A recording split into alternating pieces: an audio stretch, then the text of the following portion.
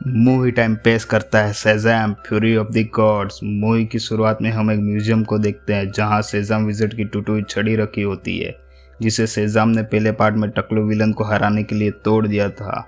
तभी वहां पर देवता एटलस की बेटी आती है जिसका नाम हेस्पेरा और कलिप्सो होता है। वो उस छड़ी को ले लेती है और एक गार्ड्स उन्हें तभी रोकने के लिए आता है, लेकिन कलिप्सो उसके कान में कोई जादुई मंत्र बोलती है जिसकी वजह से वो गार्ड उसके वश में हो जाता है और वह वहाँ के बाकी के लोगों पर हमला करके उनके कान में भी वही मंत्र बोलता है और सभी को मारने लगता है। फिर वो अपनी शक्तियों से सभी लोगों को मूर्तियों में बदल देती है। वहाँ से वो दोनों अपने लोक में जाती है जहाँ पर हम उसी विज़ार्ड को देखते हैं जिसने बिली को शेज़ैम की पावर दी थी और अब वो उनकी कैद में था। वो जादूगर को उसकी टूटी हुई छड़ी दिखाते हैं जिसे देखकर वह चौंक जाता है क्योंकि वह छड़ी इंसानों और देवताओं के बीच में जादुई दीवार का काम करती थी जिसकी वजह से देवता कभी इंसान के लोक में नहीं जा सकते थे। हेस्पेरा जादूगर को वो छड़ी जोड़ने के लिए कहती है लेकिन वह विज़ार्ड उसके लिए मना कर देता है, इसलिए वो दोनों बहनें अपनी जादुई ताकत से उस विज़ार्ड को मजबूर कर देती है और विज़ार्ड उस छड़ी को जोड़ देता है। लेकिन विज़ार्ड उस छड़ी को नाखून से खरोच कर उसका एक टुकड़ा अपने पास रख लेता। अगले सीन में हम अपने हीरो बिली को देखते हैं जो कि एक डॉक्टर को अपनी बातों से पका रहा था। वह उससे कहता कि वो अपनी पावर के लायक नहीं क्योंकि उसे लगता था कि उसे पावर ऐसे ही मिल गई है और यहाँ डॉक्टर खुद कंफ्यूज था क्योंकि वो उसका कब से दिमाग चाट रहा था क्योंकि वो डॉक्टर छोटे बच्चों का था। वो बिली से बोलता है कि तुम किसी साइकेट्रिस्ट के पास जाना चाहिए। यह सुनते ही बिली वहाँ से कुछ बहाना बनाकर अपने घर निकल लेता है। उसके बाद बिली जब अपनी फैमिली के साथ होता है तब उसे फ्रेडी से पता चलता है कि इस शहर में एक ब्रिज है जो कि डैमेज हो चुका है और वह टूटने वाला है और वहाँ बहुत से लोग फंसे हुए हैं। तब बिली तुरंत ही अपने भाई बहनों को यह बात एक कोड वर्ड में बताता है और फिर वो सभी निकल पड़ते हैं लोगों को बचाने के लिए। वहां पहुंचकर वो सभी लोगों की जान बचा लेते हैं और उन्हें सुरक्षित जगह पर पहुंचा देते हैं, लेकिन वो उस ब्रिज को नहीं बचा सकते।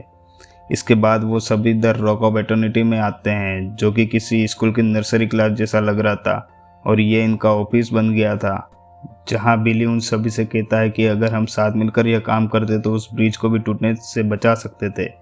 लेकिन वहां बिली की बात कोई भी सीरियस नहीं ले रहा था और सब कोई ना कोई बहाना बनाकर वहां से जाने लगते हैं।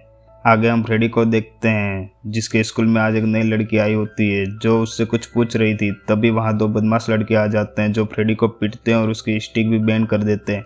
तभी वहाँ उनका एक टीचर आ जाता है जिससे कि वो फ्रेडी को छोड़ देते हैं, लेकिन वो लड़की फ्रेडी से इम्प्रेस हो जाती है क्योंकि उसे पता चलता है कि फ्रेडी के दोस्त सुपर हीरोज़ हैं और वह उसे अपना नाम एम बताती है।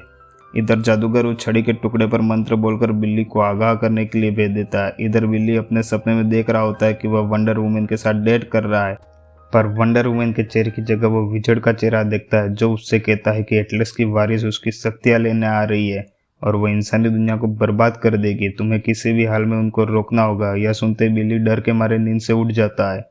अगले दिन स्कूल में फ्रेडी और एन आपस में बात कर रहे थे, तभी वहाँ पर बिल्ली आता है और उसे बाहर ले जाकर अपने सपने के बारे में बताता है और आज की मीटिंग के लिए टाइम पर आने को बोलता है, पर फ्रेडी उसकी बात को सीरियस नहीं लेता और वो मीटिंग में नहीं जाता है। बिल्ली अपने बाकी के भाई बहनों को अपने सपने और एटलस की वारिसों के बारे में बताता है जो कि किसी अलौकिक जीवन वृक्ष की रक्षा करती हैं जिन पर सुनहरे फल उगते हैं और उसमें जीवन का बीज होता है। उसी से देवताओं का लोक बना था और उसकी रखवाली एक ड्रैगन करता है। तभी बिल्ली का भाई पेट्रो उन्हें एक सीक्रेट लाइब्रेरी दिखाता है। वहाँ पर उन्हें एक जादुई पेन मिलता है जिसका नाम स्टीव होता है और वो उनके हर सवाल का जवाब जानता है एटलस के बारे में। जब वह स्टीव से पूछते हैं तो वो उन्हें कुछ किताबों के नाम बताता है। इन सारी किताबों को पढ़कर सभी हीरोज़ को पता चलता है कि पहले देवता इंसानों को अपना गुलाम मानते थे, लेकिन उनकी गुलामी से तंग आकर इंसानों ने बगावत कर। एटलस देवलोक का राजा था जिसने जीवन वृक्ष से एक छड़ी बनाई ताकि कुछ चुनिंदा देवताओं को ही शक्तियाँ दी जा सके, पर साथ ही उसकी मदद से किसी की भी शक्तियाँ छीन सके। लेकिन इससे तंग आकर इंसानी जादूगरों ने एक कबीला बनाया और एटलस से उसकी जादुई छड़ी चुरा ली। उस छड़ी से सबसे पहले उन्होंने एटलस की शक्तियाँ छीन ली, उसके बाद बाकी के देवताओं की भी शक्तियाँ चुरा ली और पूरे देवलोक को एक जादुई गोले में कैद कर दिया ताकि उन्हें उस छड़ी से हमेशा के लिए दूर किया जा सके। और अब उस छड़ी के टूटने की वजह से वह गोला टूट चुका है और वहीं एक बुक से उन्हें पता चलता है कि एटलस की 3 बेटियां हैं जिनके नाम कैलिप्सो, हेस्पेरा और एंथिया। इधर फ्रेडी एन के साथ स्कूल की छत पर बातें कर रहा था। वो एन को इम्प्रेस करने के लिए कहता है कि वो उसे अभी एक सुपर हीरो से मिलवा सकता है और वो फ़ोन पर बात करने का बहाना बनाकर सुपर हीरो बनकर एन के सामने आता है। वह इनसे बात कर ही रहा था कि वहाँ कैलिप्सो और हेस्पेरा आती है और वह फ्रेडी की शक्तियाँ छीन लेती है। तब हमें पता चलता है कि एन ही एटलस की तीसरी बेटी एंथिया है। तभी वहाँ बिली फ्रेडी को बचाने के लिए आता है। तब एंथिया अपनी शक्तियों से उसे रोकती है। उसके बाकी भाई बहनों को भी वहाँ आता देख कैलिप्सो उन्हें मारने की कोशिश करती है, लेकिन एंथिया उसे रोकती है। वह कहती है कि हमारा मकसद जीवन वृक्ष पाना है। हेस्पेरा भी उससे सहमत होती है और वो फ्रेडी को अपने साथ ले जाकर पूरे शहर को एक डोम में कैद कर लेती है, जिसके बाहर कोई नहीं जा सकता था। फ्रेडी को वो वहीं कैद कर देती है जहाँ उन्होंने उस जादूगर को कैद किया था। जब जादूगर को यह पता चलता है कि फ्रेडी बिली का भाई है और बिली ने अपनी शक्ति सभी भाई बहनों में बांट दी, तो वो काफ़ी निराश होता है कि उसने एक बच्चे को सुरमा क्यों बना दिया। इधर बिली सभी के साथ मिलकर यह सोचता है कि वो फ्रेडी को कैसे छुड़ा सकता है। वो एक जादुई पेपर की मदद से उन तीनों बहनों को एक समझौता खत भेजने का डिसाइड करता है। इधर हेस्पेरा फ्रेडी से बाकी सारे सुरमाओं के बारे में पूछते, पर वो उन्हें सच नहीं बताता। इसलिए कैलिप्सो अपनी शक्तियों से फ्रेडी को अपने वश में करती है और उससे उन सब के नाम जानने की कोशिश करती है और बाकी सुरमाओं के नाम जानने लगती है। तभी बिली का वहाँ पर लेटर आता है जिसमें उसने फ्रेडी के बदले अपनी शक्तियाँ देने की बात की थी। फ्रेडी और विजर्ड को आपस में एक दूसरे कैद खाने में फेंक दिया जाता है जहाँ एक ड्रैगन होता है। वह उन्हें मारने वाला होता है कि तभी वहाँ पर एंथिया आकर उन्हें बचा लेती है और वह उन्हें वहाँ से भागने का रास्ता भी बताती है, क्योंकि वह अपनी बहनों का किसी गलत काम में साथ नहीं देना चाहती थी।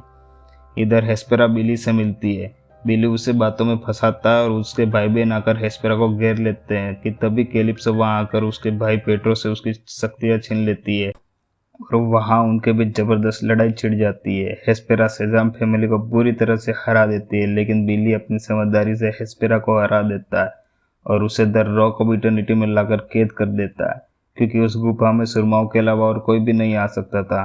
वो अपनी जीत से काफ़ी खुश थे, पर तभी उन्हें पता चलता है कि हेस्पेरा वहाँ से भाग गई है और वो अपने साथ उस फल को भी ले गई है जिसके बोने से जीवन वृक्ष पैदा होता। दरअसल हेस्पेरा खुद ही वहां आना चाहती थी, इसलिए उसने खुद को उनके हवाले कर दिया था।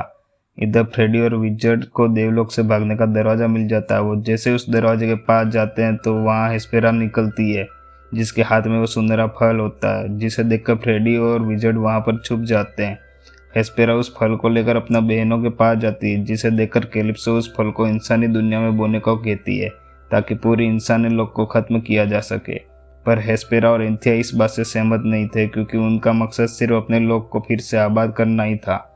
फ्रेडी और विजर्ड उनकी बातें सुन रहे थे और जब वो अपनी बातों में बिजी थी तब वो फ्रेडी चुपके से उस फल को चुराने की कोशिश करता है, पर उन सबकी नज़र उस पर पड़ जाती है कि तभी वो फ्रेडी को मारने के लिए अपनी छड़ी उठाती है, लेकिन वहाँ पर तभी बिली आ जाता है। फ्रेडी भी उस छड़ी को किसी तरह से छूकर अपनी पावर वापस ले लेता है और वे सभी वहां से जल्दी उस सुनहरे फल को लेकर भागने लगते। इससे गुस्सा होकर कैलिप्सो अपने ड्रैगन को जगाती है, जो कि उनका पीछा करते हुए इंसानी दुनिया में आ जाता है।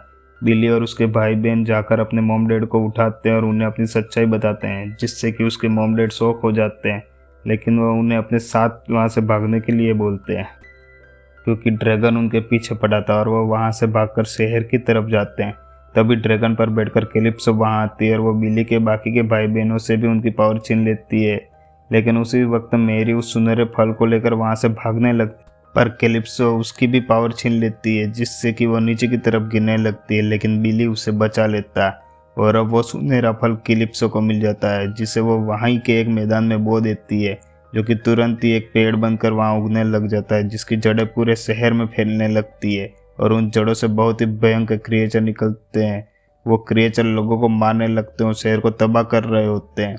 बिली के सभी भाई बहनों की पावर अब जा चुकी थी, अब सिर्फ बिली एक अकेला सुरमा बचा था। तभी वहाँ पर एंथिया आती है, जो फ्रेडी को बताती है कि वो देवलोक में यह पेड़ शांति का प्रतीक हुआ करता था। इसका बीज इंसानी दुनिया के लिए नहीं बना है। वह कहते हैं कि मैं हेस्पेरा से बात करके इस तबाही को रोकने की कोशिश करूंगी। इधर बिली जादूगर से कहता है कि वो उसकी पावर वापस ले ले, वो इसके काबिल नहीं है, पर जादूगर उससे कहता है कि तुम ही हो जो इस तबाही को रोक सकते हो, तुम्हें बस अपनी काबिलियत पर भरोसा करना होगा। इसके बाद वह कैलिप्सो से लड़ने के लिए चला जाता है। एंथिया अपने बहनों को समझाने की कोशिश करती है कि वो ये सब रोक दे। हेस्पेरा भी इस बात पर सहमत होती है, लेकिन कैलिप्सो अपने ड्रैगन की मदद से हेस्पेरा को मार देती है और एंथिया से उसकी पावर छीनकर उसे एक नॉर्मल इंसान बना देती है। इधर वो सारे शैतानी क्रिएचर पूरे शहर को तबाह कर रहे थे।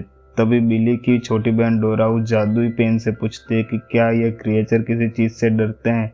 जिससे उसे पता चलता है कि क्रिएचर यूनिकॉर्न से बहुत डरते हैं, पर वो जादूगर उन्हें बताता है कि यूनिकॉर्न अपने लोक का सबसे खतरनाक और डरावना वो बिल्कुल भी ऐसे नहीं होते हैं जैसे हम उन्हें किताबों में देखते हैं। पर जादुई पेन से हमें पता चलता है कि यूनिकॉर्न को अमरूद बहुत पसंद है। यह सुनकर वे सभी बच्चे यूनिकॉर्न को ढूंढने निकल पड़ते हैं और वो उस गुफा तक पहुंच जाते हैं जहां उन्हें यूनिकॉर्न मिलता है, जो सच में बड़ा ही डरावना था। वो यूनिकॉर्न उन पर हमला करने वाला था कि डोरा उनकी तरफ अमरूद फ्लेवर वाली कैंडी फेंकती है, जो कि यूनिकॉर्न को बहुत पसंद आती है। वो यूनिकॉर्न अपने बाकी के साथियों को भी आवाज़ लगाता है और उन सब पर बैठकर वो सभी बच्चे उन खतरनाक क्रिएचरों को मारकर सभी को बचाने लगते हैं। इधर कैलिप्सो से फाइट करते हुए बिली को पता चलता है कि वो जादुई छड़ी उस पावर को अपने अंदर एब्जॉर्व कर रही है। यह देखकर उसे एक आइडिया आता है। वो हेस्पेरा के पास पहुंचकर उसे बिजली के झटके देकर जगाने की कोशिश करता है और उससे मदद मांगता है। वो उससे कहता है कि अगर वो उस छड़ी को अपनी सारी पावर से भर देगा तो वहाँ एक धमाका होगा, जिससे उस ड्रैगन के साथ में वो पेड़ भी खत्म हो जाएगा। पर हेस्पेरा उससे कहती है कि इस धमाके से उस डोम में जो भी होगा वो सब खत्म हो जाएंगे। यह सुनकर बिली उसे एक आइडिया बताता है जिससे कि कम से कम नुकसान हो। उसके बाद बिली कैलिप्सो का ध्यान भटकाने के लिए उससे लड़ने जाता है और उसके हाथ से वो छड़ी लेकर भागने लगता है। फिर एक जगह आकर रुक जाता है। कैलिप्सो भी उसका पीछा करते हुए वहां पहुंच जाती है। तब बिली हेस्पेरा को एक इशारा करता है, जिसके बाद हेस्पेरा अपनी शक्तियों से उस डोम को छोटा कर देती है। अब उस डोम में बिली, कैलिप्सो और वो पेड़ ही होता है। बिली अब इस लड़ाई को खत्म करने वाला था, लेकिन इन सब में उसकी भी जान जाने वाली थी। डोम के बाहर से उसकी फैमिली उसे ये सब करने से मना करती है, लेकिन इसके अलावा कोई और रास्ता नहीं था और वो अपनी शक्ति से उस छड़ी में बहुत सी बिजली भरने लगता है, जिससे वहाँ एक बहुत बड़ा धमाका होता है जिसमें कैलिप्सो और उसका ड्रैगन मर जाता है और उस पेड़ से आए हुए सारे क्रिएचर और वो पेड़ खत्म हो जाते हैं। साथ ही बिली भी वहाँ मर जाता है और वो डोम भी टूट जाता है। वहाँ बिली की फैमिली बिली को ढूंढने लगती है। जब फ्रेडी को बिली मरा पड़ा मिलता है और उसकी पूरी फैमिली उसकी मौत से काफ़ी दुखी होते हैं और उसे एक जगह दफनाते हैं। वहीं डोरा विजर्ड से पूछती है कि क्या बिली में फिर से जान आ सकती है। तभी विजर्ड उससे कहता है कि अब ये मुमकिन नहीं, क्योंकि छड़ी की ताकत अब खत्म हो चुकी है। अब कोई भी देवता का अंश वाला ही इसे ताकत भर सकता है। और तभी वहां पर हम वंडर वुमेन को देखते हैं, जो कि छड़ी को अपने हाथ में लेकर उसमें फिर से ताकत भर देती है, जिसके बाद से वहां की सारी बंजर जमीन में फूल खिलने लगते हैं। एंथिया की भी पावर वापस आने लगती है और थोड़ी देर में बिली भी अपने कमरे से बाहर आ जाता है, जिसे देखकर वहां सब खुश होने लगते हैं। तभी बिली की नज़र वंडर वुमेन पर पड़ती है और वो उसे इन सब के लिए थैंक्स बोलता है और उससे थोड़ा फ्लर्ट भी करता है। तब वंडर वुमन उसे बच्चा बोलकर वहां से चली जाती है। उसके बाद बिली ने अपनी फैमिली में सभी को वो पावर वापस बांट दी। वो सभी अपने घर में बैठकर लंच कर रहे थे, तभी वहां विजर्ड आता है। सभी उसके नए लुक को देखकर शॉक हो जाते हैं। वो यहाँ अपनी जादुई छड़ी को लेने वापस आया था और यह मूवी यहीं खत्म हो जाती है। तो दोस्तों, आपको ये वीडियो कैसी लगी कमेंट करके ज़रूर बताइएगा और वीडियो को लाइक और चैनल को सब्सक्राइब जरूर करिएगा। मिलते हैं अगले वीडियो में।